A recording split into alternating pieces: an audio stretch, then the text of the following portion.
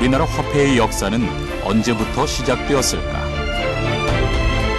현재 화폐는 곧 부의 상징을 뜻하는 의미로 변화했지만 그 안에는 화폐를 처음 유통시키고자 했던 선조들의 노력과 역사가 담겨 있다.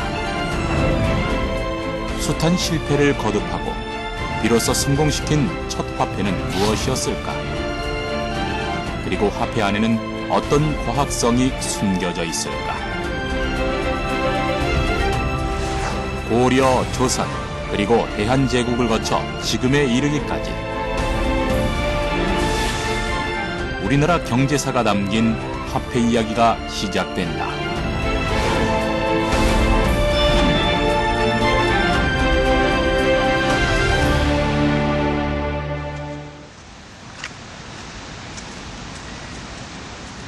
(1893년) 고종이 화폐 개혁을 단행했을 당시 구화폐를 회수하기에 발행한 환표 호조 태환권. 그러나 실제로 발행되지는 못하고 역사의 뒤안길로 사라진 비운의 화폐다.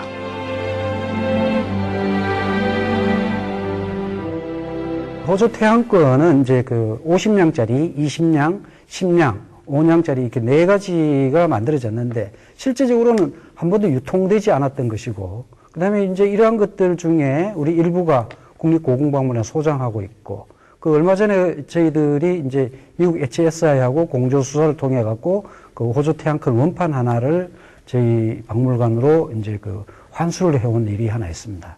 6.25 전쟁 당시 미국으로 불법 반출된 대한제국 호조 태환권 인쇄용 원판이 우리나라로 공식 반환되었습니다. 지난 2013년 문화재청은 주한미국 대사를 통해 호조 태환권 인쇄 원판을 전달받았다. 6.25 전쟁 당시 불법 반출된 호조 태환권 원판은 지난 2010년 미국에서 경매를 통해 고미술 수집가에게 낙찰됐고 60년 만에 국내로 돌아올 수 있었다. 우리나라의 최초의 어떤 그 화폐의 어떤 최초의 근원이라고 볼 수 있는 그러한 것으로 볼 수 있기 때문에 우리 입장에서는 굉장히 그 화폐 발달사라든가 이런 화폐 종류라든가 이런 걸 연구하는 데 있어서는 굉장히 중요한 자료라고 볼 수가 있죠. 호조 태환권은 당시 태환서라는 국가기관에서 만들어졌다. 태환서는 구화폐를 새로운 화폐로 교환하기 위해 설치되었던 기관. 호조 태환권에 적힌 글귀를 통해서도 발행 목적을 확인할 수 있다. 재단기구가 호조였기 때문에 호조에서 교환을 해준다는 의미의 태환입니다. 이 태환은 금속화폐를 지폐로 바꿔주는, 또는 지폐를 금속화폐로 바꿔주는 걸 태환이라고 하는데요. 그 태환을 순조롭게 하기 위해서 준비했던 것이 호조 태환권입니다만은 이것은 그 주형을 만들기만 하고 실제로 지폐로 찍어내지는 못한 단계에서 끝나고 말았습니다. 고종뿐 아니라 역대 왕들은 화폐 개혁을 시도했다. 그러나 민심은 뜻을 따라주지 않았다. 수철에 걸쳐 번번이 실패를 거듭하면서도 화폐 개혁을 도모했던 이유는 무엇일까? 화폐는 그 경제의 그 바로미터다, 온도계다 할 정도로 이 화폐 부분은 고금을 초월해서 중요한 그런 현상이죠. 결국 이 국가가 그 경제를 운영하는 데 있어 가지고 결국 화폐라고 하는 수단을 통해 가지고 그 국가의 어떤 그런 경제 정책을 실현하는 과정이기 때문에 그만큼 옛날이나 오늘날이나 이 화폐 문제는 정부의 어떤 그런 주요한 어떤 과제였다고 이렇게 생각을 할 수 있습니다. 화폐가 만들어지기 전까지는 가축이나 곡물을 교환하는 물물교환 형태의 거래가 이루어졌다. 삼국시대가 시작되면서 화폐의 필요성이 대두되었지만 여전히 물물교환이 주요 거래 수단이었다. 하지만 고려시대가 열리고 대외무역이 활발해지면서 화폐의 필요성이 다시 제기되었다.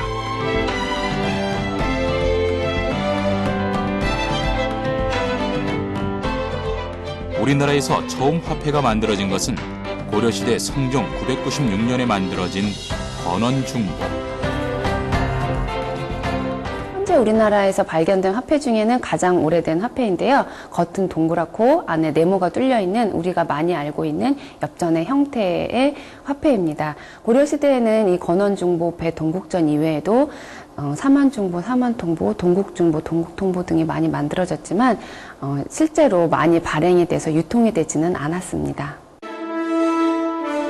그러나 고려시대의 소설 공방전에서 돈에 대한 비판적 인식을 볼 수 있듯이 당시 고려인들에게 돈이란 장사치의 이익, 재물에 대한 욕심을 부르는 부정적인 존재였다. 심지어 공방전에서는 인간의 탐욕을 부추기는 사회악이라고까지 표현하고 있다. 그럼에도 불구하고 고려시대 화폐에 영향을 준 것은 역시 중국이었다. 중국을 통해 화폐 중에서도 지폐의 역사가 시작된 것이다. 원나라는 자국 지폐인 보초를 보급했는데 원 간섭기인 1270년대 고려로 보초가 유입됐다.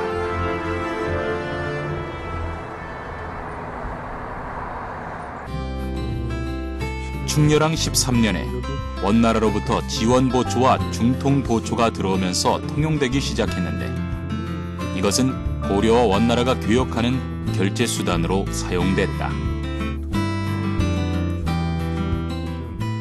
원보초는 외래 화폐이니까 그것이 고려에 들어왔을 경우에 고려의 기존 통화를 대체하거나 또는 그 고려인들의 손에서 유통되는 와중에 고려의 경제에 아무래도 악영향을 미치지 않았을까라는 짐작을 해오신 측면이 강했는데 경제에 악영향을 미치는 악변수로 보기보다는 당시 고려와 원제국의 교류와 교역이 그만큼 활발했다는 것을 보여주는 현상으로서 파악이 되어야 되는 게 아닌가 싶습니다.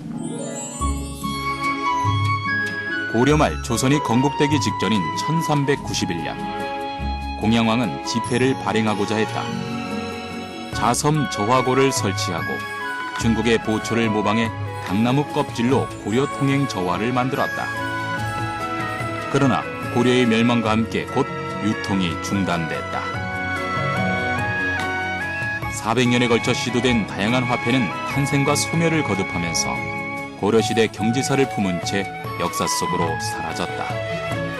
다만 이제 원제국 내에서는 그것이 굉장히 그래도 적어도 100년은 갔다는 것이 중국 통화사뿐만 아니라 세계 통화사에서도 기념비적인 사건이었고 고려 또한 그것을 경험할 수 있었던 것이 여러 가지로 고려인들한테는 새로운 일이었다고 생각이 됩니다. 끝내 발행되지 못했던 저화는 조선 초에 와서 다시 발행됐다. 태종 1년에 좌의정 하윤의 건의에 따라 사섬서를 신설하고 이듬해 1월에 저화를 발행했다. 태종은 저화나 동전을 법화로 유통하여 중앙집권적 관료체제를 정비하고 강화하는 데 필요한 자금을 조달할 수 있을 거라고 판단했다. 또한 화폐 주조 발행권을 국가나 왕이 장악하기 위해 새로운 화폐를 주조하여 법화로 유통시키고자 했다. 건국 초기에 왕권을 강화하는 가장 중요한 수단으로서 화폐 개혁이 필요했다. 저화가, 지폐가 고려시대 때 발행했던 것들이니까 그걸 싹 교체를 하고 이제 이조의 나름대로 이제 저화를 발행하겠다. 그게 이제 주된 목적이었고, 당시 발행된 저화 중에 현존하는 것이 없어 그 규격과 체제는 정확히 알 수 없지만 기록에 따르면 대략 길이와 폭이 40cm 내외의 크기였던 것으로 추정된다. 당시 저화 한 장당 가치는 5승포 한 필 또는 쌀 2말 정도였다. 현재로 계산하면 약 7, 8만 원 내외가 되는 금액이다. 태종은 관리들의 녹봉을 저화로 지급하고 국고의 미국과 교환할 수 있게 하는 등 저화 사용 범위를 확대하였다. 옷감은 용도가 있거든. 옷을 만들어 입는다든지. 그리고 그보다 금액이 작은 거는 쌀. 그래서 합해서 미포. 이걸로 이제 화폐를 했는데, 이거 뭐 한지를 가지고 거다가 뭐 이렇게 써가지고 지폐로 하니까 사람들이 안 쓴단 말이야, 자꾸. 그러니까 그걸 강제로 밀어붙였어요. 이걸 만약에 활용을 안 하면 공무원 같은 경우에는 공직 박탈. 그 다음에 이걸 사용을 안 하면 뭐 때린다든지 세금을 막 만들었어요. 점퍼세라든지 이런 걸 만들었는데 그걸 이제 저하로 내라. 이런 식으로 이제 강제를 했었죠.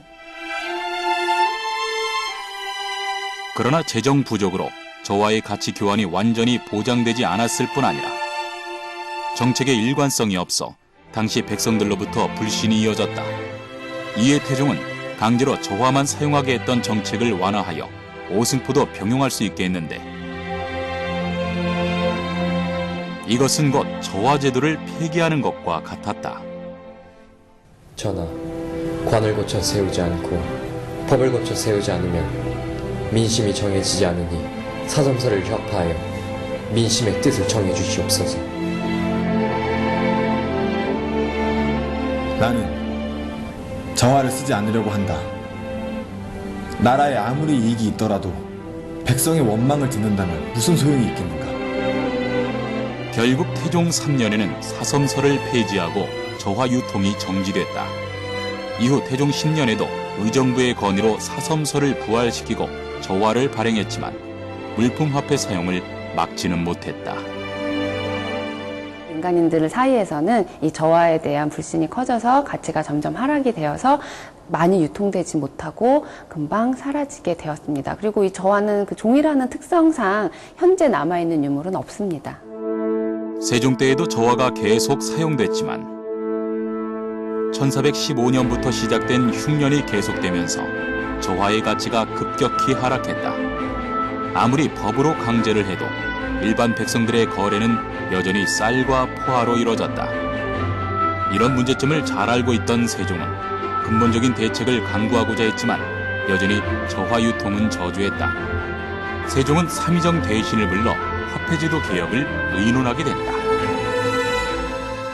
영의정은 그대로 갑시다 하고 바꾸지 맙시다 하고 좌의정은 동전으로 가져가고 우의정은 또 옛날식의 포화 배로 가자 그래. 그러니까 이게 의견이 합치가 안 돼요. 그래서 5년 뒤에 세종대왕께서 결단을 내리시죠.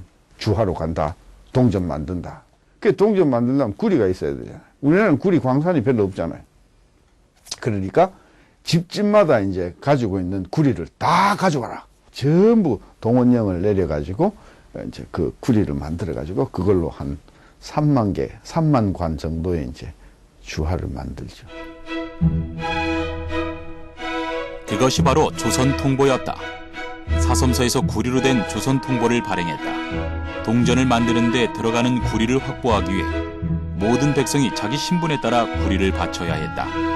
세종 7년 신속하게 저화를 주화로 교환할 수 있게 하는 대신 저화 사용은 금지했다. 그러나 대규모로 이뤄진 저화와 주화의 교환은 오히려 주화의 가치를 급격히 떨어뜨렸다. 농민들도 실제적으로 동전보다는 오히려 실물 화폐가 훨씬 더 그들에게는 가슴에 와닿았던 것 같아요. 당장 그게 쓸 수도 있고 또 그것을 또 교환하면 또 다른 물품으로 이렇게 바꿀 수도 있는데 비해서 이제 저하나 동전 같은 경우는 상당히 그들에게 아직은 친숙하지 못하고 또 그 정부의 어떤 그런 정책 자체가 저하나 동전의 가치를 보장을 해줘야 되는데 이걸 가졌을 때 계속 가치가 불안정하고 또 폭락하는 사태가 벌어지자 결국 정부의 정책에 대해서 일반 소농민들도 결국 불신을 하게 된 거죠. 이후 세종 27년에 다시 저화 사용이 논의됐다. 그러나 시장에서는 여전히 물물교환이 이루어졌다. 녹봉을 저화로 지급하고 태영은 동전과 지폐로 대신할 수 있는 등의 정책을 시도했지만 저화 사용은 지지부진했다. 결국 세종의 화폐개혁은 실패한 제도로 기록될 수밖에 없었다. 화폐제도가 실패하게 된 가장 큰 원인은 국민의 신뢰가 없었고, 둘째로는 이제 그 주화의 경우에는 10단위, 단단위, 100단위 다양하게 해서 그걸 공급할 수 있는 어떤 그런 그 실질적으로 구리가 있어야 되는데 구리가 없다 보니까 구리의 가치는 시장에서 막 올라가고 그 동전의 가치는 막 떨어지니까 풀어놓으면 다 그냥 사라지는 이런, 그리고 심지어는 막 일본으로 막 유출이 됐어요. 그 동전을 녹여서. 그러니까 성공할 수 없는 그런 어떤 그런 환경이 깔려 있었죠. 조선 후기 7년간에 걸친 임진왜란으로 농토가 황폐화되면서 상업인구가 늘어났고 정부는 새로운 화폐의 발행을 추진했다.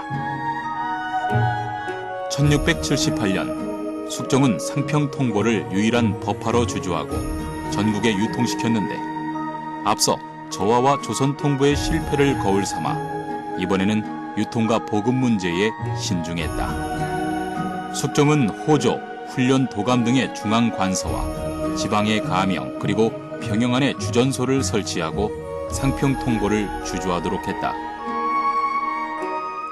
특히 통영 삼도수군 통제영이 있던 곳에서도 주전소가 발굴되었는데 국내 최초로 이곳에서 상평통보와 도가니, 화로 등이 출토되기도 했다. 주전소로 현재 남아있는 곳이 훈련도감, 어영청, 금이영뿐이었으나 통제영에서도 화폐를 주조했다는 사실이 확인되면서 화폐사에 새로운 기록을 남겼다. 한때 상평통보는 50여 곳에서 주조하여 품질에 대한 책임 표시로 동전의 뒷면 상부에 주전소의 약자를 표시하기도 했다. 결국 숙종은 기존의 어떤 그런 동전 유통 실패에 대한 어떤 그런 과정을 보면서 그 보완책을 마련하는데 특히 주전 원료의 확보를 위해 가지고 국내 동강을 적극 개발하도록 하고 그리고 또 일본과의 어떤 무역을 통해서 이 동전을 갖다가 수입하는 조치를 지속적으로 실시해서 동전 원료의 부족을 해소하려고 했습니다. 그리고 동전 가치의 불안정을 해소하기 위해서 동전과 은의 교환 비율이라든지 동전과 면포의 교환 비율을 이렇게 만들어서 일반인들의 신뢰를 회복하려고 노력했습니다. 상평통보를 만들 때에는 금속활자를 만들 때와 마찬가지로 나뭇가지의 원리를 이용해 대량 생산을 했다. 즉 상평통보의 형틀을 만들 때 서로 연결되도록 골을 파서 쇳물을 부으면 한꺼번에 여러 개가 주조됐다.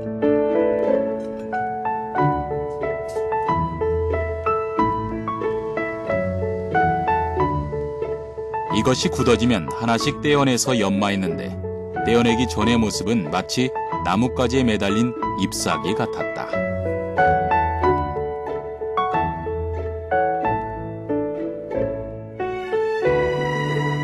나뭇잎에 이렇게 동그란 열매가 맺듯이 이렇게 해서 이 틀에서 화폐를 찍어내는 이런 방식이니까 그 당시 기준으로는 상당히 좀 많은 화폐들을 빨리 제작하기 위해서 이 주전틀을 만들었던 거죠. 그래서 이게 나뭇잎하고 비슷하다 해서 잎사귀 엽자를 써서 엽전이라고 했던 거죠. 그래서 그런 것들도 좀 보면 그 당시에는 그 화폐를 주조하는데 이 과학적인 마인드도 일부 작용을 했다 이렇게 볼 수 있습니다. 국가의 수입과 지출을 동전으로 관리했고 정부의 통제 아래서 외국과의 무역이 이루어지기도 했다. 18세기에 들어서면서는 직접 교역도 이루어졌다. 항상 평준을 유지해야 한다는 의미 아래 상평통보의 사용은 활기를 띠었다. 상평통보가 전국적으로 유통되면서 상업인구는 점차 증가했고 조선 후기 상업경제는 활발해졌다.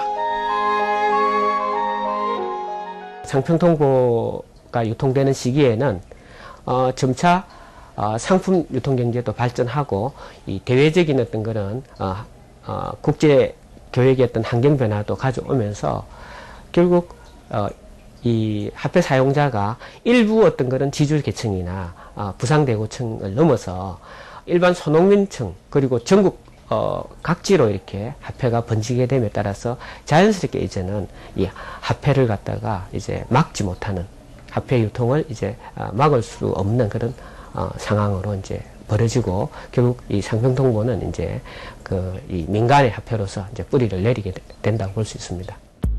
17세기 후반에 가장 활발하게 거래되었던 미곡은 18세기가 되면서 급격히 하락했고 포화 또한 17세기 후반부터는 거의 사용되지 않았다. 대신 동전의 사용이 활발해졌다. 상평통보는 1680년대 경기도를 중심으로 유통되기 시작하였고 1690년대 초에는 경상도, 말에는 전라도를 거치면서 점차 확대됐다. 전국적으로 사용된 것은 19세기가 되어서였다. 이렇게 동전의 사용량이 점차 활발해지면서 동전의 수요 또한 늘어나게 되었는데 동전의 다량 생산을 가능하게 했던 것은 바로 아빈기 때문이었다. 아빈기는 우리나라 최초의 근대식 조폐기관인 경성 전환국에서 사용하던 주화 제조기계로 조선말 근대 화폐 제조의 필요성을 느낀 고종이 수입한 것이다. 아빈 방식이 대량으로 고속 생산이 가능하다는 장점이 있습니다. 아빈 방식은 금형을 만들어서 금형에다가 원재료인 우리의 소전을 가지고 이용해서 고속 고압으로 아빈하는 과정을 거쳐서 대량 생산이 가능한 시스템입니다. 그러나 당시 도입된 아빈 방식은 현재까지도 이어지고 있다. 원형 틀에 극인을 찍어낸 후 고속 아빈기에 주화의 재료가 되는 소전을 넣는다. 무늬가 새겨진 금속 틀로 압력을 가해 양면을 동시에 찍어낸다. 이런 아빈법은 다량의 동전을 생산하는 데 적합했다. 아빈기에 의해 제조된 최초의 주화는 1888년 개국 497년이란 연호가 표시된 은하와 적동화였다. 과거에는 그냥 문자 위주의 디자인이었다면 지금은 문자뿐만 아니라 문양까지, 화려한 문양까지도 디자인해서 그것을 주화로 아빈하는 그런 기술이 가능해졌고요.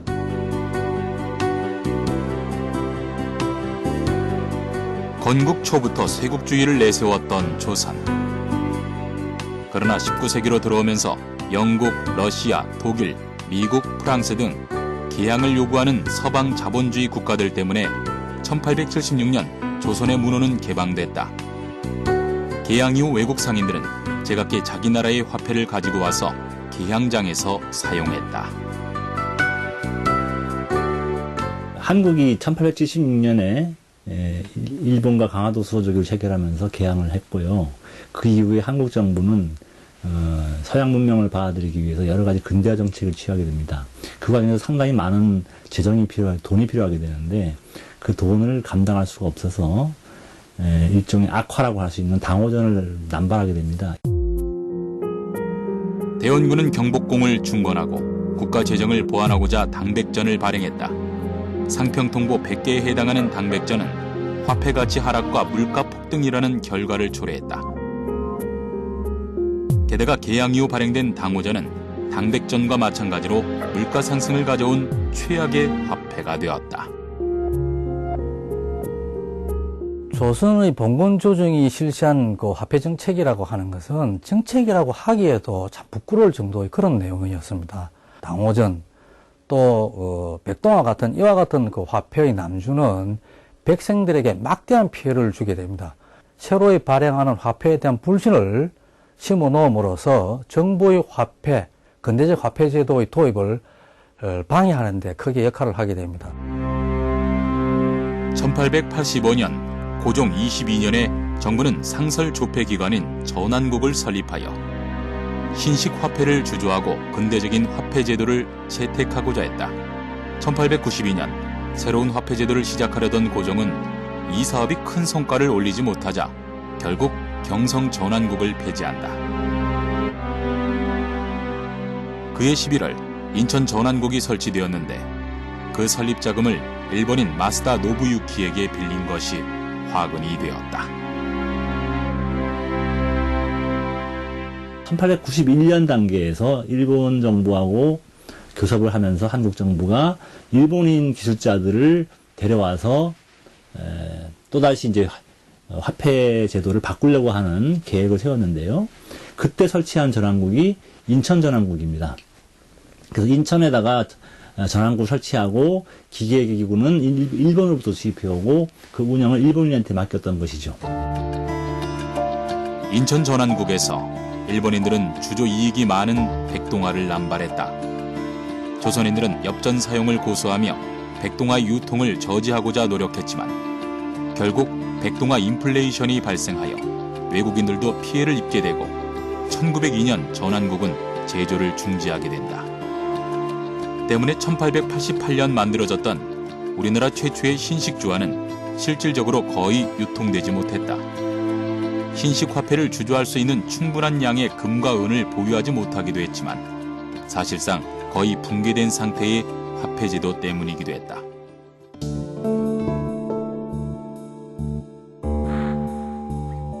조선의 화폐는 상평 통보가 성공하면서 자리를 잡게 되지만 대한제국 시기 우리나라 경제를 쥐락펴락하고자 했던 일제의 방해로 혼란의 시기를 겪었다.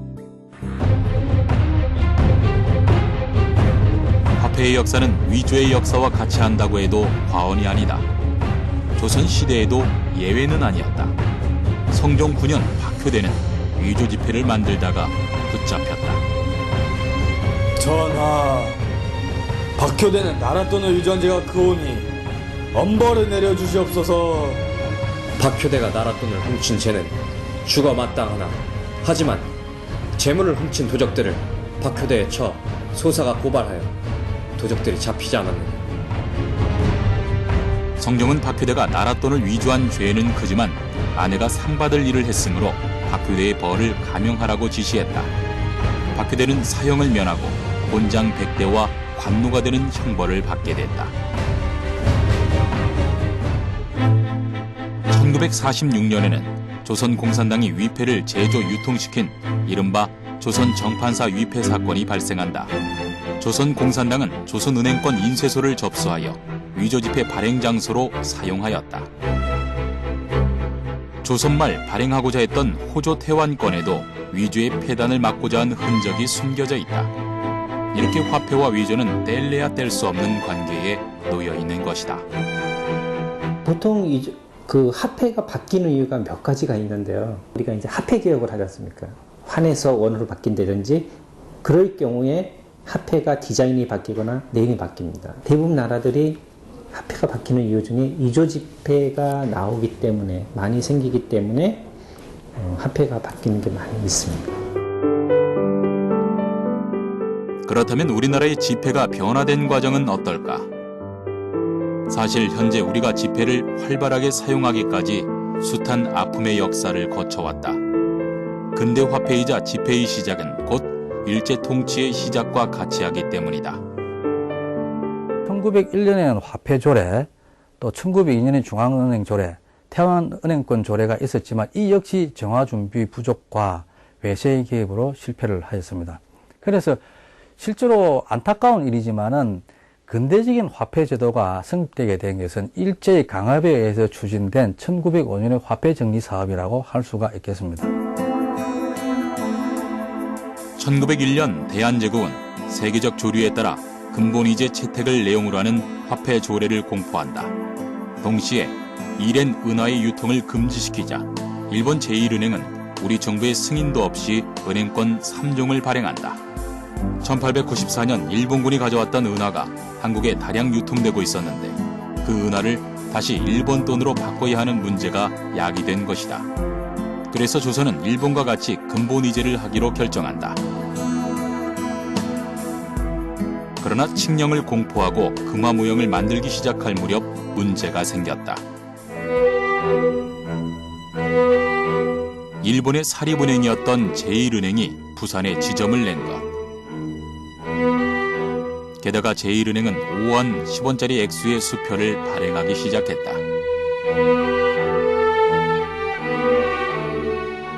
이 화폐를 조선 내 제1은행 지점에 가져오면 일본 돈으로 바꿔주겠다는 표시까지 되어 있었다. 이것은 곧 조선 화폐 침략의 선봉이 되었다.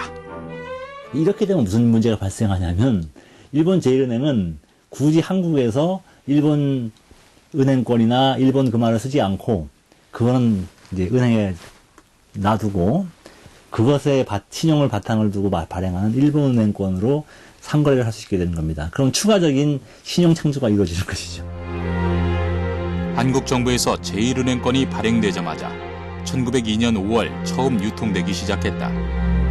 조선 정부는 계양장 상인들에게 훈령을 보냈지만 일본 정부의 항의로 다시 유통금지 명령을 환수하게 된다. 그리고 금화를 발행하기 위해 금을 상당량 모았다. 그러나 또 다른 시련이 기다리고 있었다. 1904년 2월달에 런전쟁이 터졌잖아요. 그리고 나서 일본에 의해서 고문 정치가 시작됩니다. 1904년 8월부터 일본인 재정고문, 일본인 외교고문이 와서 한국 정부의 재정과 외교를 권을 장악해버립니다. 그러고 나서 정한국을 폐지시켜버려요. 한국의 금본위 화폐 제도는 그야말로 무효화되고 말았다. 제대로 준비하지 못한 상태에서 재정권을 빼앗기고 만 것이다. 일본은 러일 전쟁에서 승리한 뒤 재정개혁이라는 명목으로 화폐 정리 사업을 실시한다.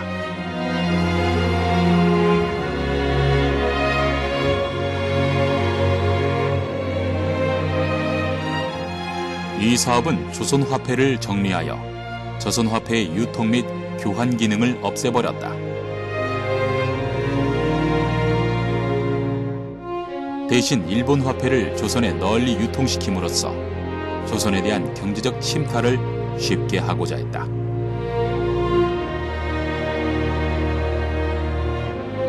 일본은 당시 한국인들에게는 알리지 않은 채 조직적이면서도 신속하게 화폐 정리 사업을 추진했다.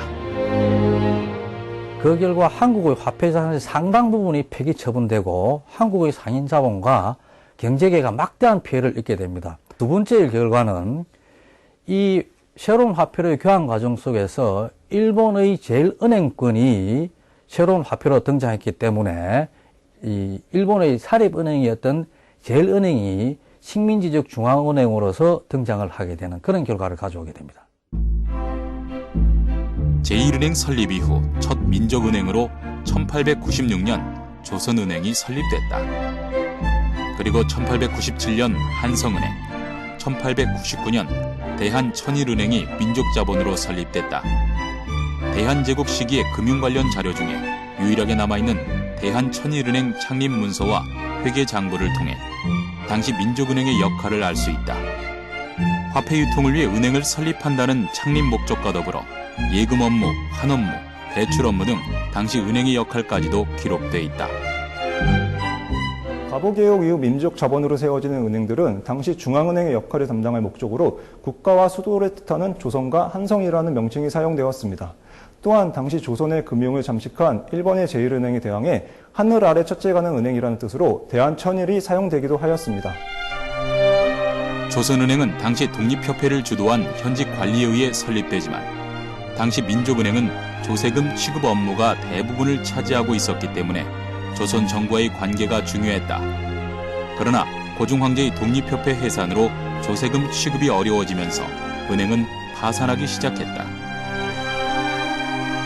한성은행 역시 대한천일은행으로 조세금 취급 업무가 넘어가면서 폐점하게 되고 대한천일은행은 조세금 업무 외에도 상인들의 대출, 예금 업무를 통해 영업을 확장했다. 또 조선 상인들을 대상으로 낮은 이율로 자금을 지원하기도 하면서 조선 상권을 보호하는 역할을 했다. 조선이 문호를 개방한 이후 외국 상인과 외국 금융 자본이 진출하게 되는데 그 선두에 선 것이 바로 일본 제1은행입니다. 제1은행은 조선의 해관세 지급권을 장악하고 조선의 금을 대량으로 매수하는 창구 역할을 하게 됩니다. 이후 제1차 한일협약으로 일본인 재정고문 메가다가 재정을 담당하게 되면서 조선의 재정 및 화폐 제도는 일본으로 넘어가게 됩니다. 일제는 1911년 3월 조선은행법을 공포하여 통감부 산하의 구한국은행을 조선총독부 산하의 조선은행으로 개칭하고 업무를 개시한다. 경성 본점과 인천, 평양, 원산, 오사카 등 5개 지점과 신의주, 만주, 안동 출장소까지 모두 15개 점포로 개업한다. 조선은행이 조선총독부 인가를 받아 발행한 최초의 조선은행권은 1914년 발행된 100원권으로 그 후 조선은행은 해방 전까지 모두 19종을 발행했다. 강제병탄 이전에는 일본에서 진출한 제일은행을 필두로 해서 근대적인 금융기관들이 우리나라에 도입되는 과도적인 시기였다고 생각이 됩니다. 강제병탄 이후에는 식민지적이면서도 근대적인 금융체제가 확립되어 갔다고 할 수가 있습니다. 먼저 은행으로서는 특수 은행인 조선은행이 있습니다. 이 조선은행은 일반 은행 업무를 하면서도 조선은행권을 발행을 하고 국고금을 지급했기 때문에 식민지 중앙은행으로서 역할을 담당을 했습니다. 조선은행의 뿌리는 역시 개항기 부산에 진출한 일본 제1은행이었다.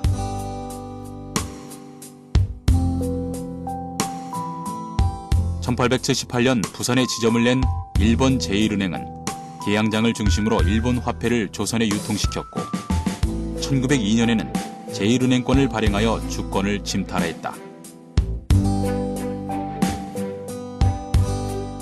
1905년 발효된 화폐 개혁으로 제1은행권은 조선 어디에서나 자유롭게 쓰이는 법화가 되었다. 해방 후에도 일제시대 조선은행권은 계속 통용됐다. 일부 문양만 바뀌어 계속 발행되었고 독립정부의 새로운 중앙은행인 한국은행이 설립될 때까지 우리나라 화폐에는 일제의 잔재가 그대로 남아있었다. 1945년도에는 조선은행권이라는 화폐를 썼습니다. 그러니까 일본은행과 한국은행권 사이에는 조선은행권이라는 화폐가 있어요. 조선은행권은 또 해방 전과 해방 후로 나눌 수가 있습니다. 근데 이제 해방 전은 당연히 일본의 영향을 받아서 일본적인 색채가 많이 있는 은행권이었고, 그렇지만 해방 후에도 여전히 일본의 그 이제 영향으로 일본적인 색채가 많이 남아있는 조선은행권을 계속해서 사용을 하게 됐고요.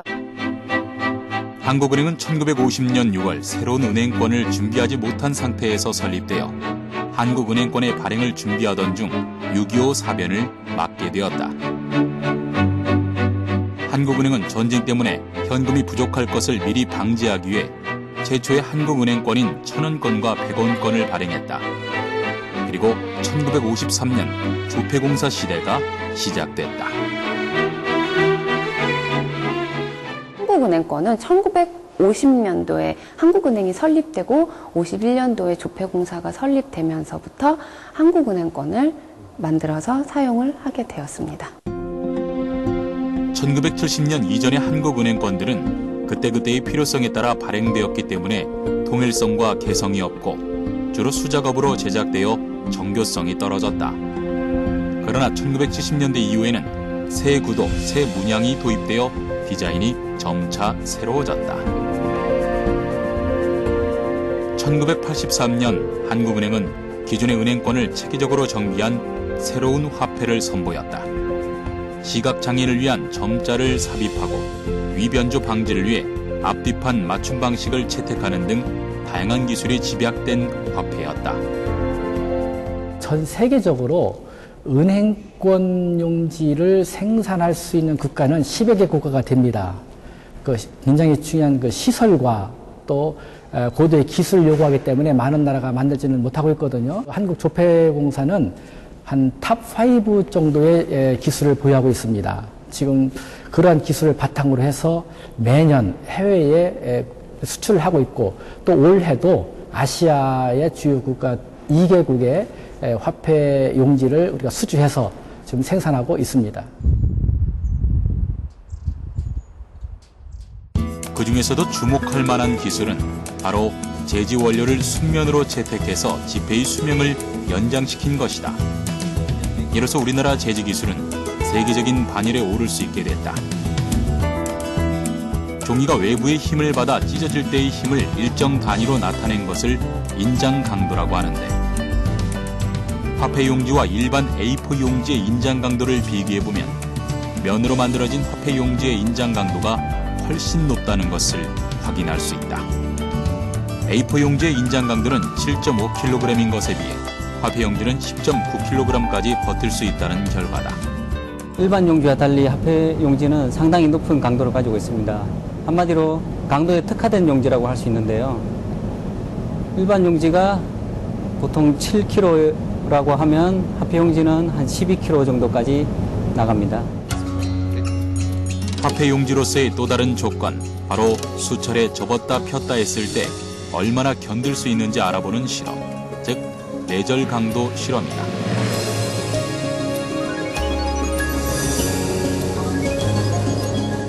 여러 사람의 손을 거치면서 숱하게 접해야 하는 것이 지폐의 운명이기에 가장 중요한 항목이지 않을 수 없다.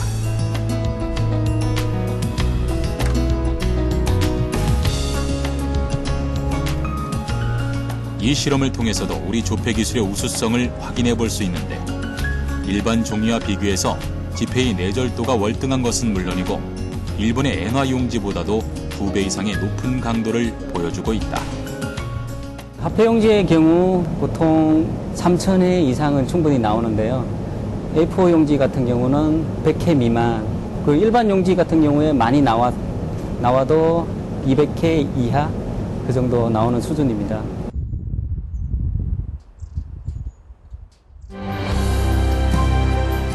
게다가 첨단 위조 방지 요소를 우리 기술로 개발해냄으로써 명실상부한 화폐 선진국의 대열에 서게 됐다. 특히 올해에는 국내에서 제작된 고액권 지폐의 위조 방지용 은선 용지가 해외에 첫 수출되기도 했다. 은화라고 하면은 돈을 햇빛에 이렇게 비춰보면 이렇게 하얀 여백 부분에 초상이 나타나거든요. 그걸 이제 은화라고 이렇게 말씀을 드리는데 그 은화와 은선을 보안 요소 중에 가장 중요한 핵심 요소인데 이것을 제지본부에서 만들 때 환망 초지기를 사용을 해서 그 보안 요소를 삽입하게 됩니다. 지폐 만드는 과정을 살펴보면 우선 면을 원료로 용지가 만들어지고 인쇄의 첫 단계인 평판 인쇄 공정에서는 평판 인쇄기를 사용해서 지폐의 바탕에 들어갈 밑그림을 인쇄한다. 지폐의 앞뒷면에 동시에 기본적인 바탕 그림이 인쇄되는데 태극 문양과 미세 문자 등 유심히 들여다봐야 보이는 보안 요소도 바로 이때 들어간다. 그 다음 스크린 인쇄기를 이용해 은행권의 뒷면 우측의 하단부에 숫자를 인쇄한다.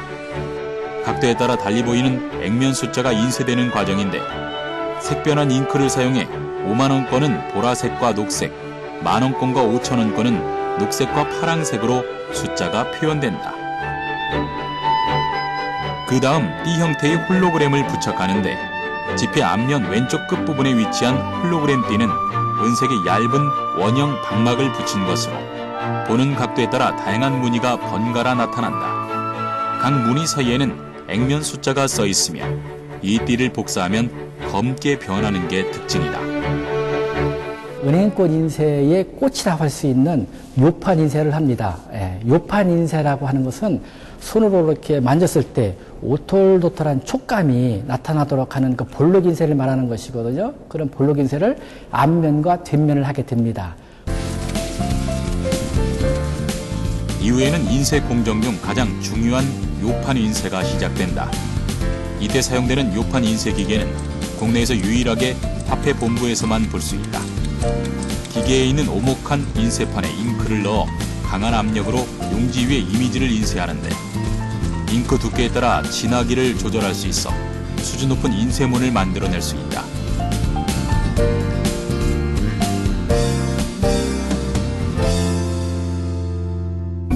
앞면과 뒷면에 각각 볼록 인쇄를 하고 나면 은행권을 검사하는 특수한 전용 설비를 이용해서 검사하고 전체 개수를 한 다음에 번호를 인쇄하는 활판 인쇄가 시작된다. 활판 인쇄를 통해 낱장마다 각기 다른 고유 번호가 부여된다. 활판 인쇄가 끝나고 나면 다시 개수를 해서 낱장으로 단절한다.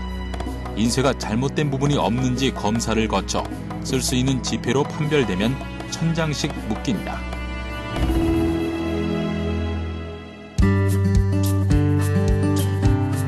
이 묶음이 10개 들이로 다시 묶음이 된 상태로 한국은행에 들어간다.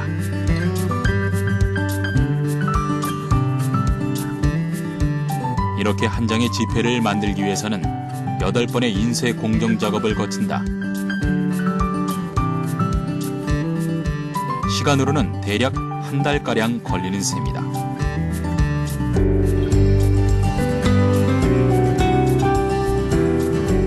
지폐 제작 공정이 여러 단계를 거치는 이유는 그 과정마다 위조 방지 기술이 들어가기 때문이라고 봐도 무방하다.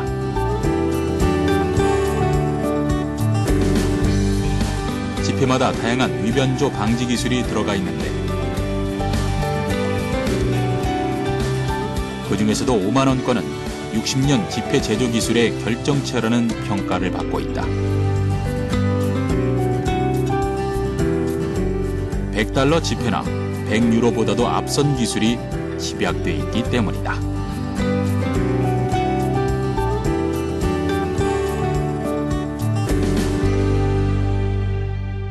현재 한국조폐공사에 보안기술이 최대로 적용된 5만 원권의 경우 약 22개의 보안 요소가 적용이 되어 있습니다. 이 중 대중에게 공개된 요소는 약 15가지로서 각도에 따라 태극, 사괴, 지도를 확인할 수 있는 홀로그램. 상하로 움직이면 좌우로 움직이는 무늬. 고유 번호의 크기. 그리고 은하와 은선 등이 대표적으로 알려져 있는 위변조 방지 기술이다. 우리나라의 위조 방지 기술은 현재 세계 최고 수준으로서 2014년 기준 위패 발생량이 100만 장당 약 0.3건에 이르는 매우 적은 수치라고 할 수 있습니다. 위변조 방지 기술은 시간이 흐르면서 좀 더 강력해졌다. 70년대에는 주로 숨은 그림이나 요판 인쇄, 기하학적 무늬를 이용했고 90년대에는 미세 문자, 요판 잠상, 부분 노출 은선을 이용했고 2000년대가 되어 조각형 홀로그램이나 색변환 잉크, 부분 노출 은선 등을 이용하게 됐다.